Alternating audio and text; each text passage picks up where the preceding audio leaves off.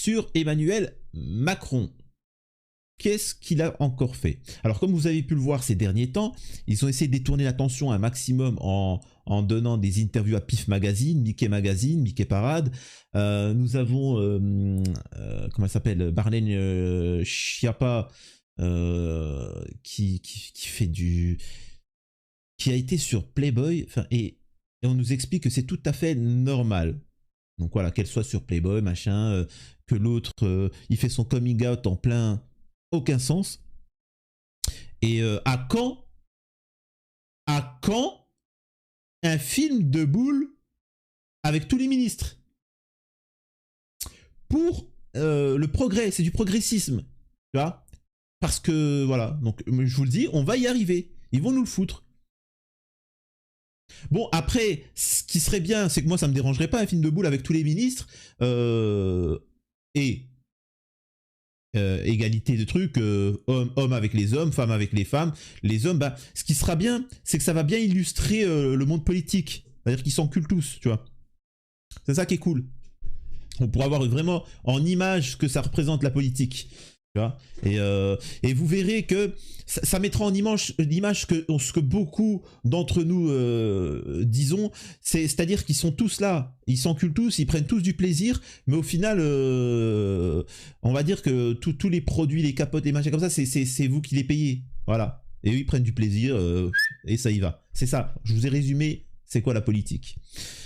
Donc Emmanuel Macron qui a fait un virage à l'extrême droite de l'extrême droite. Le mec, il a précisé que la suite de son mandat, ça serait travail, honneur, patrie, R. Müller, R. Macron. R. Macron a dit aujourd'hui, ça sera travail, patrie. Et on va chercher drapeau France, un aigle. On va mettre un petit aigle, ça fait bien, c'est bien les animaux pour les écolos. On va mettre un petit aigle comme ça qui regarde. Bref. Et il essaye de détourner l'attention, comme ce qui s'est passé avec les Gilets jaunes. Pour ceux qui ne s'en souviennent pas, quand il y a eu les Gilets jaunes, tous les médias, le système médiatique et politique ont essayé de dire que c'était des néo-nazis, c'était des Français racistes qui voulaient... Tous les Gilets jaunes voulaient sortir dans les banlieues pour ratonner. Aucun sens. Donc, ce qui était totalement faux, vu que c'était composé aussi de personnes issues de l'immigration. Enfin, issues de l'immigration. Faut savoir que dans 40 000 ans, les mecs, ils diront encore qu'ils sont issus de l'immigration. Hein. C'est fou, hein. Mais bon, bref. Donc, c'était un melting pot de tout le monde, de toute la société. C'est des commerçants, des chefs d'entreprise, de tout. Qui voulaient juste que l'essence, on arrête de nous le taxer à ce point-là, etc. C'était aussi simple que ça. Ils ont essayé de dire que c'était des racistes, ça n'a pas marché. Comme ils ont vu que ça n'a pas marché, qu'est-ce qu'ils ont dit? Ils ont dit ils sont antisémites. Ça n'a pas marché. Donc ils vont essayer de tout faire pour diaboliser, pour essayer de détourner l'attention. Et là, c'est ce qu'ils sont en train de faire avec ceux qui sont contre la réforme des retraites, en essayant de virer la politique, virer sur un côté extrême droite, en disant les Français, si vous avez des problèmes, disons qu'il y a 10 millions de personnes issues de l'immigration, 10 millions en moins, ça fera moins de travail, ça fera plus de travail, plus d'opportunités et moins de files d'attente dans les trucs comme ça. Parce que tous les Maghrébins touchent la CAF, hein, le RSA, et tous les Français travaillent de souche. C'est bien connu. Donc voilà. Et ça, j'ai une petite critique avant de vous montrer les vidéos, parce que je pourrais vous montrer directement les vidéos, mais là j'aimerais parler aux personnes issues de l'immigration qui venaient me faire chier en me disant tu peux pas ne pas voter Macron, au moins la gauche, Macron, si tu savais... Enfin à l'époque où ça a voté Macron, mais les mecs ils sont pires, déjà c'est les mêmes, hein. Mais il n'y a pas plus haineux qu'un homme politique de gauche. Parce qu'il te considère... Je préfère quelqu'un d'extrême droite, même si encore une fois tout ça c'est fake, mais prenons les termes. Je préfère quelqu'un d'extrême droite qui se dit, lui en face de moi, c'est quelqu'un de dangereux et je veux pas qu'il prenne ma place, machin. Au moins, il a un respect humainement qu'un mec de gauche qui me dit, le couscous, c'est vraiment bon. Attention, depuis quand t'as arrêté de vendre du shit? T'as vraiment réussi? Non, mais j'ai jamais vendu de shit, je sais pas pourquoi tu me parles de couscous, machin, etc. Oui, mais c'est comme ça. C'est... Bref, bon, alors, voyons, excusez-moi de cette longue aparté. On va voir les vidéos au fur et à mesure, ok? Je regarde juste si vous voyez bien, voilà. Hop. Emmanuel Macron a été hué ce mercredi 19 avril dans les rues de Célestat, en Alsace, lors de son premier bain de foule depuis la promulgation de la réforme contestée des retraites. Emmanuel Macron a été hué ce mercredi 19 avril. Bon, enfin là, ça se répète. Vous allez bientôt tomber, vous allez voir. On est là, Macron démission. On scandait des manifestants dans la foule. On n'a jamais vu un président avoir un gouvernement aussi corrompu. Un jour, vous allez tomber. Vous allez bientôt tomber, vous allez voir. Et là, ce qui est intéressant, c'est pas... Alors, on va le regarder 2 fois. Mais attention, c'est pas ce qu'il dit, le mec, qui est intéressant. À la première écoute, on se dit, ouais, bien, il lui a bien envoyé dans la dent. Mais après, on va revenir, on va écouter ce que dit Macron. Et ça, c'est le plus intéressant. Et ça, c'est un moment de vérité. Écoutez. Non, il n'y a pas d'être gentil. C'est la réalité. C'est la réalité. Parce que vous nourrissez des mais idées qui vous ne sont savez, pas justes, monsieur. un beau jour, vous allez retomber. Vous allez retomber. Je sais d'où je viens, je sais où je retournerai. Eh ben, ah oui, ça, vous retournerez ça, j'en suis certain aussi. Non, ne véhiculez pas cette image. Ah si, c'est vous qui véhiculez cette image. C'est vous qui donnent de vous leur avez temps. des ministres corrompus. Ne dites pas ça sur les ministres, voyons. Bah si, vous le savez très Les bien. ministres comme les parlementaires, Vous savez c'est très aussi bien. parce qu'ils s'engagent. Et vous allez bientôt tomber, vous allez voir. Ah, vous allez tomber dehors. Ça va. C'est-à-dire que personne ne veut lui serrer la main, il n'y a rien, etc. Donc vous avez vu, il lui a dit tu vas bientôt tomber, vous avez des ministres corrompus, vous le savez très bien, etc. Machin. Voilà, tout le monde va vous partager ça. J'ai vu là dans les médias, tout le monde vous partage cet élément-là, même sur Twitter. Moi, je vous mens pas que ça, c'est rien du tout. Ce qui est intéressant, c'est la réponse de Macron. Je vous la remets et s'il vous plaît, soyez très attentifs parce que c'est très important.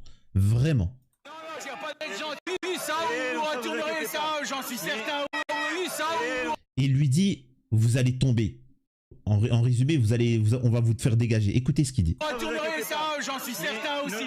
Non, ne véhiculez pas cette image. Ah si, vous allez retomber. Je sais d'où je viens, je sais où je retournerai. Eh ben, vous allez retomber. Je sais d'où je viens, je sais où je retournerai. Eh ben, Je sais d'où je viens, je sais où je retournerai. Je sais d'où je viens et je sais où je retournerai. Alors, pour ceux qui ne savent pas, Macron fait partie des Young Leaders.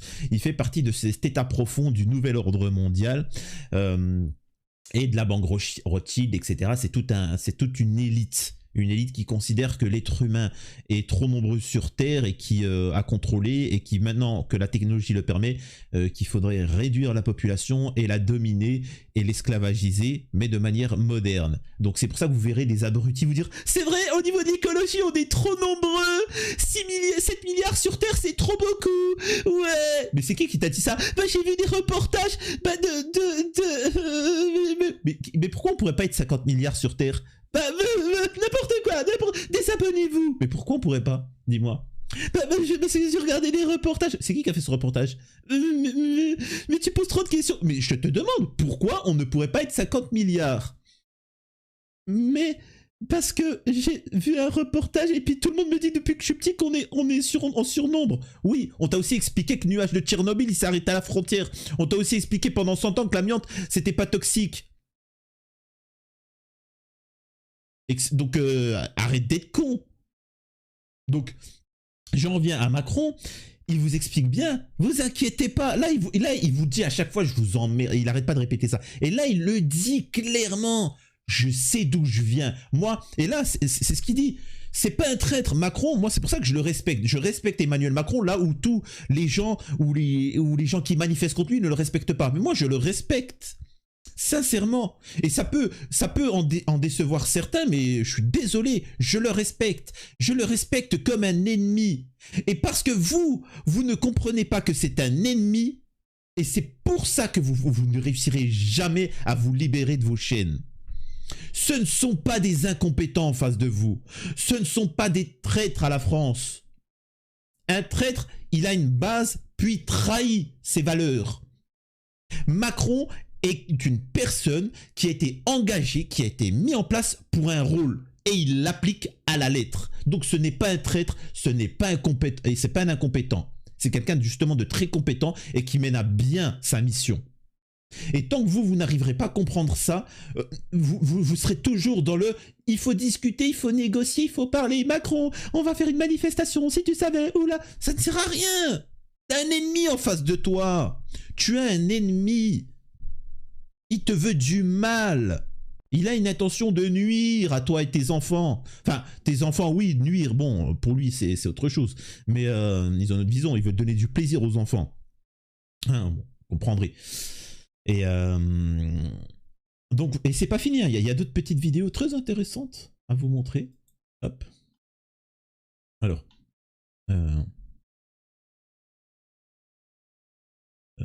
Yep, est-ce que c'est... Voilà. Je suis responsable syndical et ce que vous faites, c'est délétère pour le pays. Il faudrait vraiment retirer cette réforme, monsieur. L'intersyndicale est mobilisée, unie, vraiment retirer cette réforme, monsieur. Vraiment. On a fait des concessions pour l'améliorer. Pour le coup, ça suffit pas. Bah non, mais regardez, Vous voyez des gens... Mais je sais bien. On a fait des concessions pour améliorer la réforme, tout ça. Il n'y a pas de concession. Vraiment, n'acceptez pas. Il n'y a pas à négocier. Vraiment. Et sachez une chose, ils l'ont déjà annoncé. La prochaine étape, c'est 67 ans. C'est déjà prévu. Fin de son mandat, ça sera 67 ans. Faites ce que vous voulez. Mais il y a eu un passage sur TPMP de, comment elle s'appelle, de Ségolène Royal qui est juste magistral. Personne ne reprend ce qu'elle a dit. Elle a dit des dingueries, c'est monumental et personne n'a repris.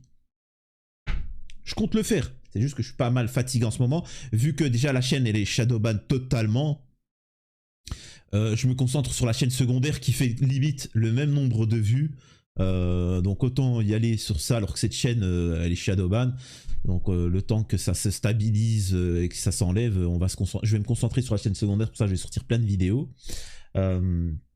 Mais voilà, donc d'ailleurs aussi je compte sur vous, l'idéal c'est de partager un maximum les vidéos etc. ou sur les réseaux, Telegram et ainsi de suite, mais voilà.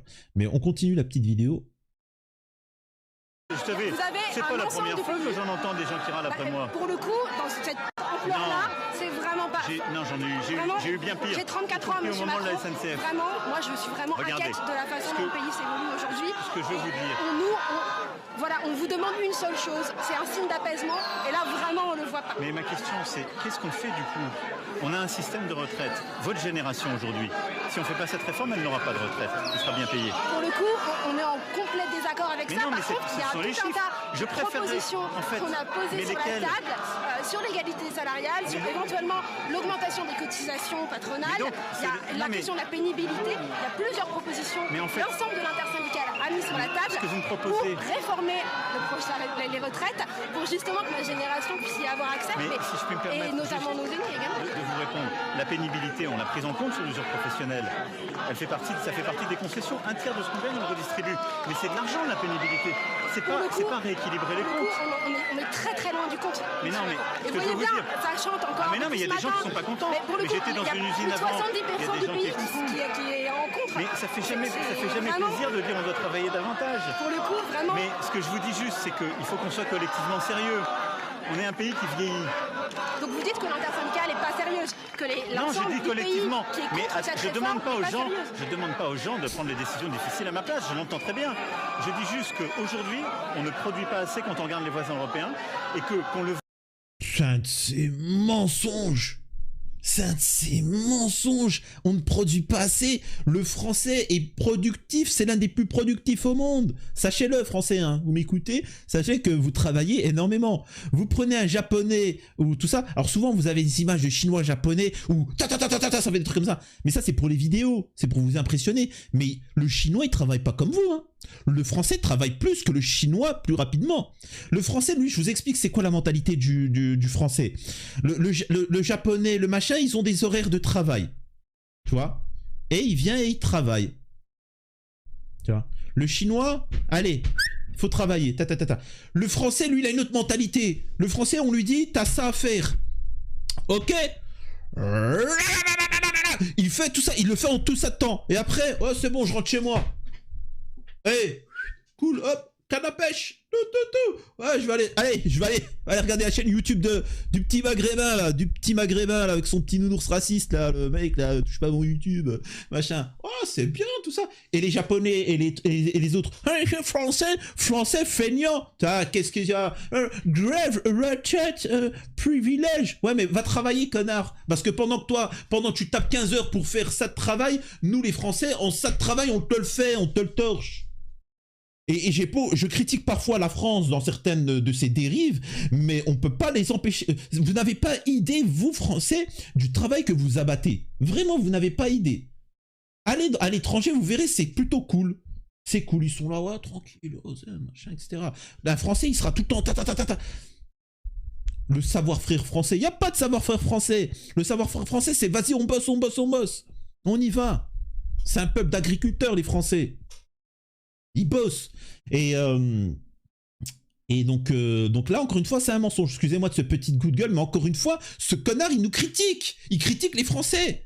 Après, on va me dire que oui, mais toi, tu es musulman d'origine maghrébine, tu veux retourner en Algérie.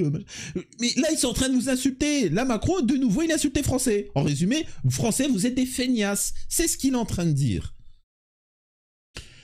Veuille ou pas, aujourd'hui nous accumulons du déficit sur les retraites. C'est une réalité. Alors on est en désaccord avec ce constat-là. Alors ce constat-là, il est établi chaque année. Pour le coup, le rapport du corps est assez clair. Il est très clair là-dessus. Il est très clair et du coup, aujourd'hui c'est le budget de l'État. De nous écouter, de retirer cette réforme, de revenir à la table pour avoir un vrai travail. Mais il y a eu des mois de négociations. Le constat du corps, il est clair. Il y a un déficit. Et donc, mais c'est trop facile. Bonjour.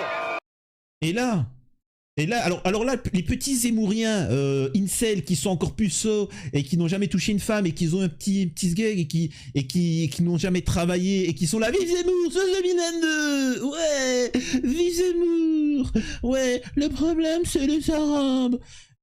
Ça doit t'impressionner de voir que 90% du peuple français, c'est pas ça le délire en fait. Tu vois, ça, tu dois être décontenancé, tu vois. Parce qu'ils ont travaillé, parce qu'ils savent que leurs collègues ou leurs chefs d'entreprise ou vice-versa, ou leurs employés, qui sont d'origine maghrébine, musulmans ou convertis ou machin, ce n'est pas ça le problème. Le problème en France, il est tout autre. Il est tout autre. Je précise que ça n'empêche pas que je suis contre l'immigration et pour la remigration. Mais vous verrez ce que je vais dire. Cet été, on va vous priver d'eau. On va vous priver d'eau en France. Un pays où il pleut 3 tiers de l'année, il pleut et il pleure. Ah oui, vous allez pleurer, vous inquiétez pas. Mais il pleut et pourtant on n'aura pas d'eau. Par contre, en Arabie Saoudite, il y a de l'eau. Un désert. Il a déjà été. Ah là là, sacré français. Le gros défaut des Français, je vais vous dire ce que c'est. C'est d'être trop bon. C'est d'être des gentils. Voilà. C'est juste ça. Mais petit à petit, ils sont en train de se rendre compte que non. Tu vois, et arriver à un niveau, ce qu'ils n'ont pas compris, ces politiques et ce système-là, c'est qu'on peut manipuler quelqu'un et de dire le problème c'est ci, c'est ça, etc. Mais quand le problème, il est trop grave, c'est-à-dire que les gens ont faim, leur odorat, il se développe. Ce qui veut dire que, vous savez, quand ça fait longtemps que vous n'avez pas mangé, etc., la moindre odeur de pain chaud qui cuit, de brioche dans la four, ou de pizza, ou je sais pas, un truc comme ça, vous... Oh, c'est quoi cette odeur magnifique là? Vous savez? Eh ben ça c'est la même chose. Le français, là il pète la misère. Donc il sent où c'est qu'il y a de la richesse, où c'est qu'il y a l'argent, où c'est qu'il y a le manger. C'est pas chez l'arabe. C'est pas chez l'église. Tu vois, c'est pas chez François. C'est pas chez les patrons. C'est pas chez les agriculteurs. Il y a un endroit. Tu vois. Et ils le sentent bien. Et c'est pour ça que Macron, il est en panique. Parce qu'ils ont peur. Hein. Ils ont peur. Et comme il l'a dit Macron, une révolte, ça ne s'invite pas. Donc, on sait comment ça commence. On ne sait pas comment ça se termine. Donc, vraiment, courage pour lui. Courage pour lui pour ce qui pourrait lui arriver.